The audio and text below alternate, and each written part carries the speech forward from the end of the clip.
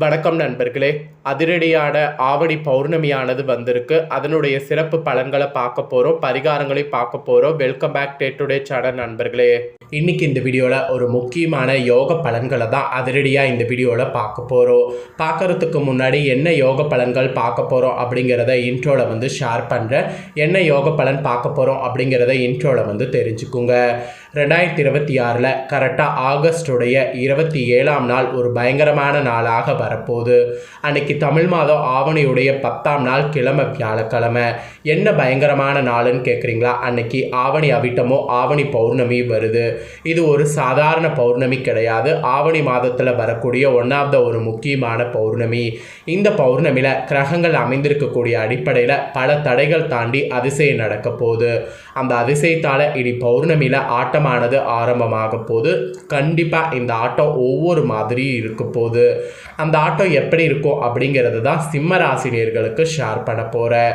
நீங்கள் சிம்ம ராசிக்காரங்களாக இருந்தீங்கன்னா இந்த ஒரு வீடியோவை ஸ்கிப் பண்ணாமல் பாருங்கள். உங்களுக்கு ஆட்டம் எப்படி இருக்கும் அப்படிங்கிறது தெரிஞ்சு அதற்கேற்ப நடந்து பயன்பெறுங்க. கூடவே உங்களுக்கு புண்ணியத்தை சேர்க்கறதுக்கு இந்த ஆவணி பௌர்ணமியில் பரிகாரங்கிறது சிலது செய்யணும். அதை செய்தால் கோடி புண்ணியம் உங்களுக்கு வந்து சேரும். அது என்ன பரிகாரம், அதை எப்படி செய்யணும் அப்படிங்கிறதையும் சொல்ல போகிறேன். அதையும் இந்த வீடியோவில் தெரிஞ்சுக்குங்க. ஃபஸ்ட்டு இந்த பௌர்ணமியில் கிரகங்கள் எப்படி அமைஞ்சிருக்குங்கிறத வாங்க பார்க்கலாம். ஆக்சுவலி சூரிய பகவான் சிம்ம ராசியில் பயிற்சி ஆகியிருக்கக்கூடிய ஒரு மாதம் தான் ஆவணி மாதம். இந்த ஆவணி மாதத்தில் ஆல்ரெடி சிம்ம ராசியில் கேது இருக்கிறாரு. கேதுவோடு சிம்மத்தில் பார்த்தீங்கன்னு வச்சுங்களேன் சூரியன் இணைகிறாரு. கூடவே புதனும் சிம்ம ராசியில் நுழைய போகிறாரு. இது மூணும் நிலைந்து கரெக்டாக இந்த பௌர்ணமியில் இருக்க போகுது. அதனால் திரிகிருக யோகமானது உருவாகுது. இதன் காரணமாக தான் 12 ராசிக்காரங்களுக்குமே இந்த யோகம் அதிர்ஷ்டத்தை தர மாதிரி இருக்குது. அதனால் இந்த யோகத்தினால உங்கள் ராசிக்காரங்களுக்கு என்ன அதிர்ஷ்டங்கிறத இந்த வீடியோவில் சொல்ல போகிறேன்.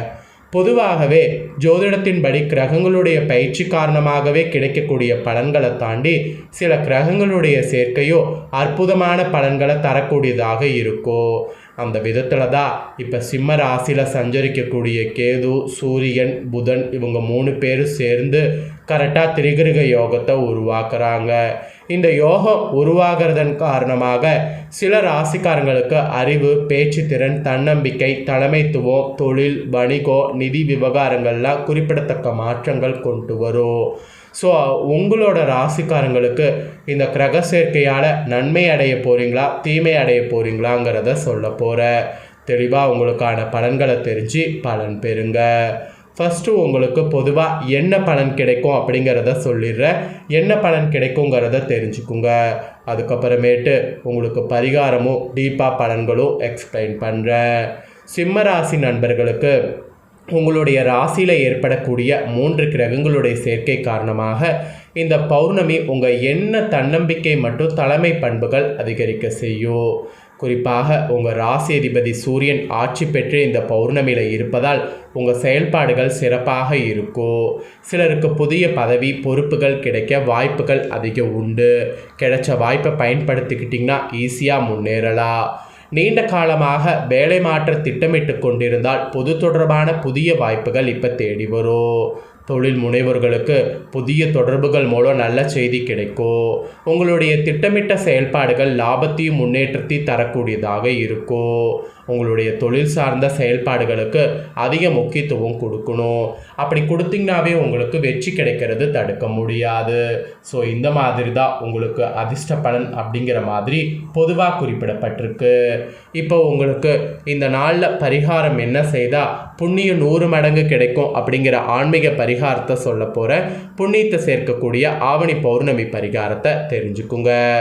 பிரபஞ்ச பேராற்றல் மிகுந்த நாளாக தான் பௌர்ணமி திகழ்கிறது.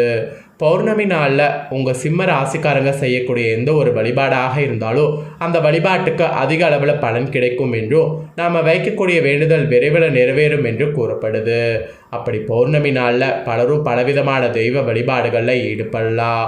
இஷ்ட தெய்வ வழிபாடு, குலதெய்வ வழிபாடு, பெண் தெய்வ வழிபாடு, சிவ வழிபாடு, சந்திர வழிபாடு, நாராயண வழிபாடு, இந்த பலவிதமான தெய்வங்களுக்கு உகந்த நாளாக பௌர்ணமி திகழ்கிறதுனால என்ன வழிபாடு வேணாலும் மேற்கொள்ளலாம்.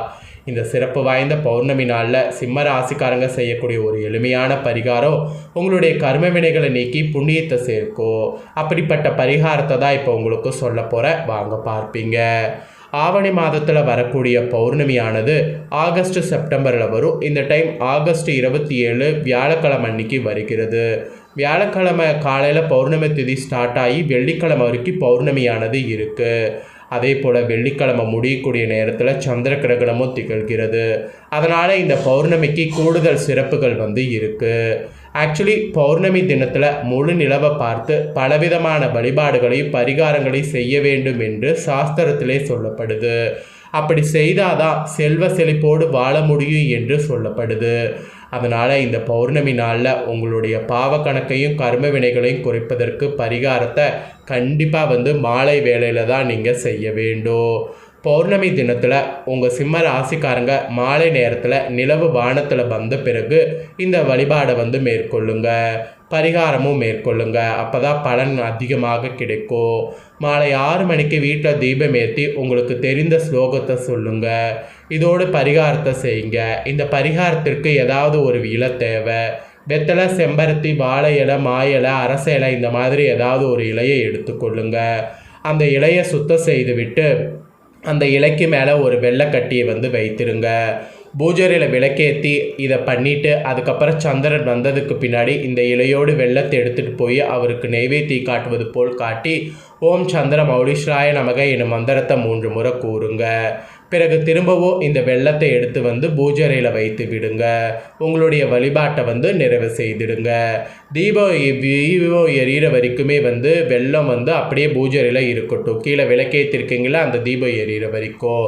ஸோ தீபத்தை குளிர வைக்கிறதுக்கு முன்னாடி இந்த வெள்ளத்தை இலையோடு சேர்த்து எடுத்து உங்களுடைய வீட்டு நிலைவாசலுக்கு வெளியே வைத்திருங்க. இரவு முழுவதும் இது அப்படியே இருக்கட்டும்.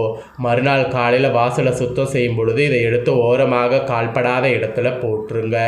இப்படி இரவு முழுவதும் வெள்ளம் நிலைவாசலில் இருப்பதன் மூலம் அந்த வெள்ளத்தை உண்பதற்கு எறும்புகள் உங்கள் வீடு தேடி வரும், வெள்ளத்தை சேகரித்து செல்லும். இப்படி பௌர்ணமி நாளில் எறும்புகளுக்கு சிம்ம ராசிக்காரங்க தானம் செய்வதன் மூலம் உங்களுடைய கர்ம வினைகள் படிப்படியாக குறைவதோடு உங்களுக்கு புண்ணியங்கள் உண்டாகும். தானத்தில் சிறந்தது அன்னதானம். அன்னதானம் என்பது மனிதர்களுக்கு மட்டும் செய்யக்கூடியது அல்ல, உயிருள்ள எந்த ஜீவனுக்கு வேண்டுமானாலும் வயிறு நிறைய உணவு தருவது அன்னதானம். அந்த வகையில் இந்த ஒரு எளிமையான பரிகாரத்தை செய்தீங்கன்னா உங்களுடைய கர்ம வினைகள் குறையும். அதனால் சிம்ம ராசிக்காரங்க நம்பிக்கையோடு இந்த பரிகாரத்தை செய்யுங்க. ஆக்சுவலி இது செய்கிறதுனால கோடி புண்ணியம் உங்களுக்கு கிடைக்கும். இந்த கோடி புண்ணியம் உங்களுக்கு கிடைக்கிறதுனால நீங்கள் ஆசைப்பட்டது எல்லாமே நடக்கும். ஒரு புண்ணியம் நமக்கு கிடைக்குதுன்னா அந்த புண்ணியத்தின் மூலிமா நமக்கு என்ன கிடைக்கும்? பலன்கள் தான் கிடைக்கும். அதுதான் இந்த இடத்துல உங்களுக்கு சொல்ல வர. அதனால் இந்த பரிகாரத்தை சிம்ம ராசிக்காரங்க செய்ய மறக்காதீங்க. என்ன சிம்ம ராசிக்காரங்களே, இந்த ஆவணி பௌர்ணமியுடைய பரிகாரங்களை தெரிஞ்சுக்கிட்டிங்களா? இதை கிளியராக பண்ணி புண்ணியத்தை தேடிக்குங்க. உங்கள் ஃப்ரெண்ட்ஸ் ஃபேமிலிக்கும் ஷேர் பண்ணுங்கள். அவங்களும் உங்கள் சிம்ம ராசிக்காரங்களாக இருந்தாங்கன்னா பார்த்து பயன்பெறட்டும். இதே போல் புதிய தோள்களை தெரிந்து கொள்ளுமா நம்ம சேனல் பிடிச்சிருந்ததுன்னா மறக்காமல் சப்ஸ்கிரைப் பண்ணி பெல் பண்ண ப்ரெஸ் பண்ணுங்கள். நெக்ஸ்ட்டு நான் போகக்கூடிய அப்டேட்டான வீடியோக்குள்ள நோட்டிஃபிகேஷன் தெரிஞ்சு பயன்பெறுங்க.